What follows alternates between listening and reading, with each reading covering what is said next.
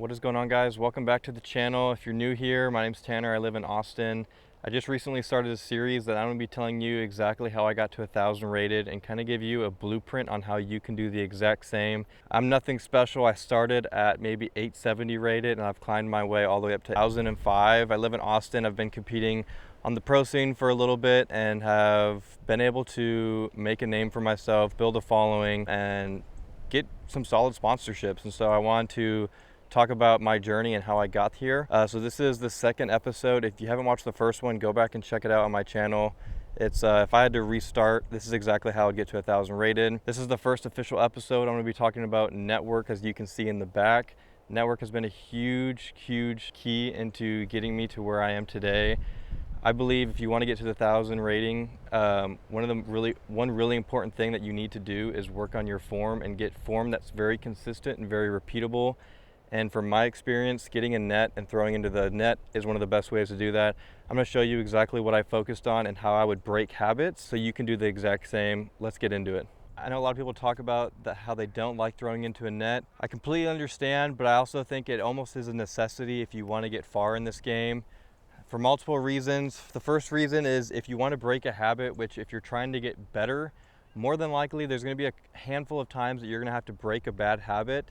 I talked about this in my last video, but throwing into a net I feel like is very beneficial when you're trying to break a habit, because for two reasons. You can knock out a lot of reps, obviously, because the discs don't go anywhere. But then also when you're trying to break a habit, I think it's really important to film yourself.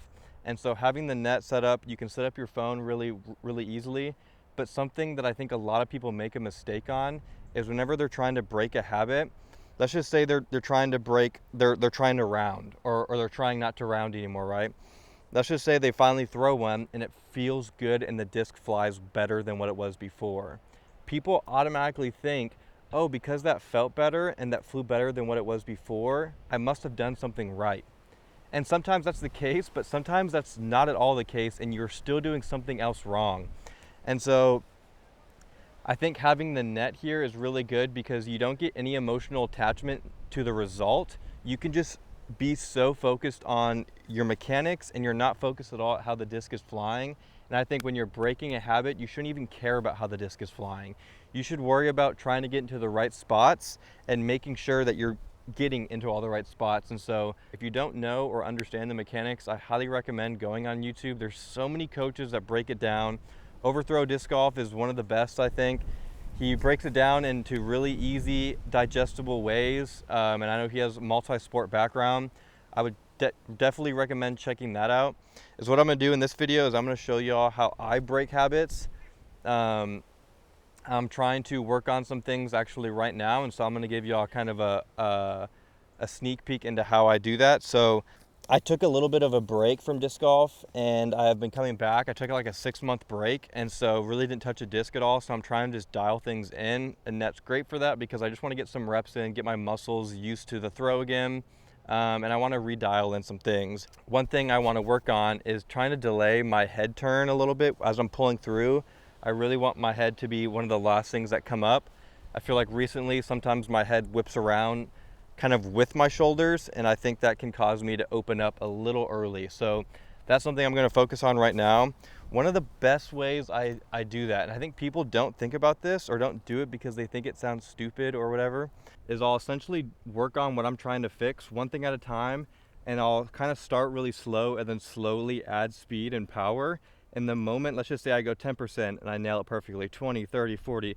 Maybe once I get to 50% power, once I start, if I do 50% power and I go back and watch the video and realize, oh, my head turned too early, then I go back to 30. I go back to 40, and I sit there until, it's perfect, and then I'll slowly add 5%, 5%, 5%. And that's exactly what I do, and I think that's a really good way because you can kind of focus a little bit more on the individual piece, especially when you're throwing at a lower speed or power. Plus, throwing into the net, like I said earlier, I'm not worried about where the disc is going. I'm just worried about getting my face or head in the right position, and I know once I get it in the right position and once I don't have to think about it anymore, then I can start worrying about where the disc is going. But the whole point of working on form is I know if I get my head in the right position, the disc is probably going to come out where I'm intending it to come out. So that's something I'm going to do right now. I like to start in a standstill for most cases. In this case, I don't really need the run up because I'm not really working with my feet. So that's something I'm just going to work on. Is I'm going to reach back and I'm really going to focus on keeping my head back and then turning as I'm kind of following through.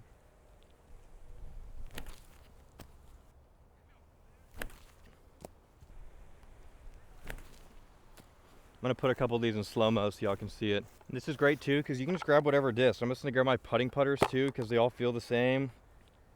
And same thing, I'm just gonna be here, look at my target, bring my head back, and then head's gonna come through after the swing.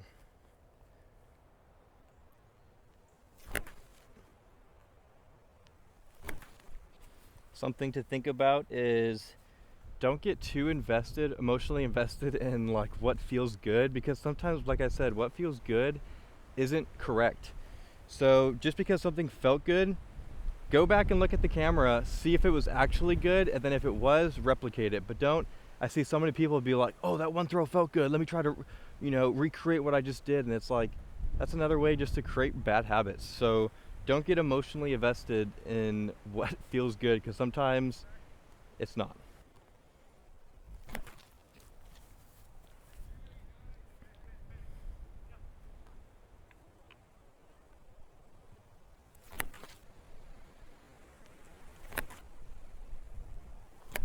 Something that I also want to say too is I feel like learning how to break habits and learning how to teach yourself is definitely a skill.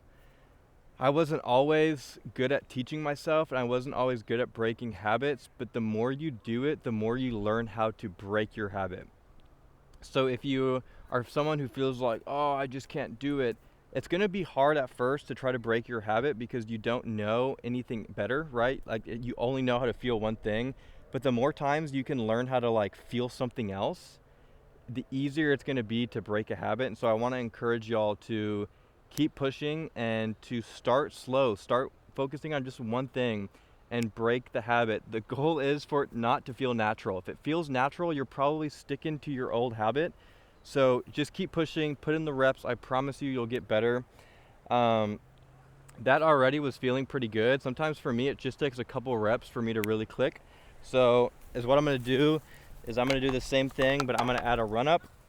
No crazy speed. The same thing. I'm just going to work on the putters, and I'm going to add the run up and try to delay the head. I guess maybe I should tie my shoes first. Slow and smooth. I'm going to add a little bit of an X step. I'm pulling. So something I'm working on too is like not completely changing my swing, right? I want to keep my eyes on the target, and then whenever I reach back, that's when my head comes back and then kind of stays back. So that's what I'm going to try to do.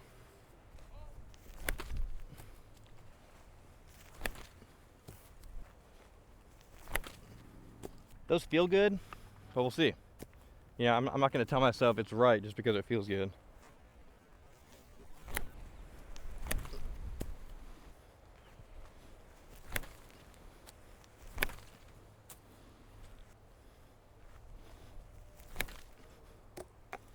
All right, I'm gonna go back, look at those, see how they were, if they were absolutely terrible, or if I noticed that none of them were really pushing me forward, then I go back to the standstill, I go back to the power where I can achieve that, and I'll just sit there and hit rep after rep after rep after rep. I like to do about maybe 10 to 12 throws before I go back and look at the camera. Obviously, if I go back and all 10 or 12 of those throws are really good, then I'll maybe sit there and maybe knock out 30. Go back and look at everything, see if those 30 are pretty solid before advancing to a faster speed. So I looked at those videos, they were pretty solid. All of them weren't perfect, but definitely better. So that's pretty much my process for this. You can pretty much apply that to about anything. The exact same thing with footwork. Like I said, a lot of the times in almost every scenario, I will start in a standstill. Even if you're working with footwork or certain weight transitions, start small. You can kind of do a lot of it in a standstill or maybe in a one step. I always say make it as simple as possible for yourself and focus on one thing at a time. And I used to just focus on like one thing a week, depending on how fast things were moving forward for me. I think one thing that's really, really important, like I said earlier, is you have to understand the mechanics. If you don't understand the mechanics, then you're kind of just going to be chasing your own tail, and it's going to be hard to make any progress because you don't actually understand what you're doing. And so I would really, whatever you have to do, write it down, talk to a pro that get a lesson from somebody. I think understanding the mechanics is really good. And it's really the only way I feel like to get better, at least to have 80% of the mechanics fully understood. I feel like I wasn't learning how to use my hips until about a couple years ago. So like I said, you don't have to know everything, but if you know around 80%, I think that can get you pretty far. And get you pretty accurate. I'm gonna try to have this net linked in the description down below if y'all are interested. I think I got it on Amazon for maybe 50 bucks or something. Really good investment. As you can see, it's a windy day. Great day to do field work. I mean, to do net work. Nobody likes throwing in the wind, and if you're trying to work on your form, just get the net. A couple things to remember if you are a network person or want to get into throwing into a net is, honestly, the goal is to throw bad shots. If you're throwing good shots, you're probably sticking with your same habits. The goal is to feel awkward and for things to feel a little weird. Sometimes you have to take that one step back to take two steps forward, and you have to acknowledge that and be aware of that when you're doing. And just remember to not get emotionally attached to what feels good, because sometimes, like I said, what feels good is not good at all. So make sure you're checking the camera maybe every 10 throws. Obviously do what works best for you. This is something that has worked really well for me. I would say for a long time I was doing network probably 2 times a week on top of field work, and then for a while I was only doing around 1, maybe 2 actual rounds. A lot of it was field work and network because I was just trying to dial in my form, because I knew if my form was consistent and I was doing the same thing every time, then at that point it was all about shot selection and learning actually how to play disc golf instead of learning how to throw the disc and play disc golf. That was my logic. It worked pretty well for me.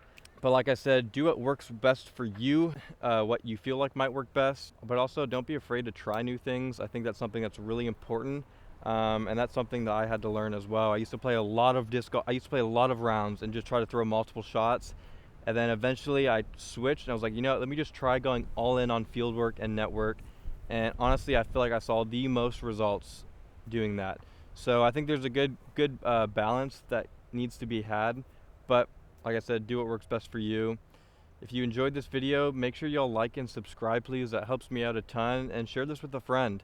I know a lot of people are anti-nets, and I really want more people to throw in nets. It's a great way to build muscle memory, to warm up your body before a round or before a tournament, to try new things, to film yourself. It's just so easy. So like I said, I'll have this linked in the bio down below.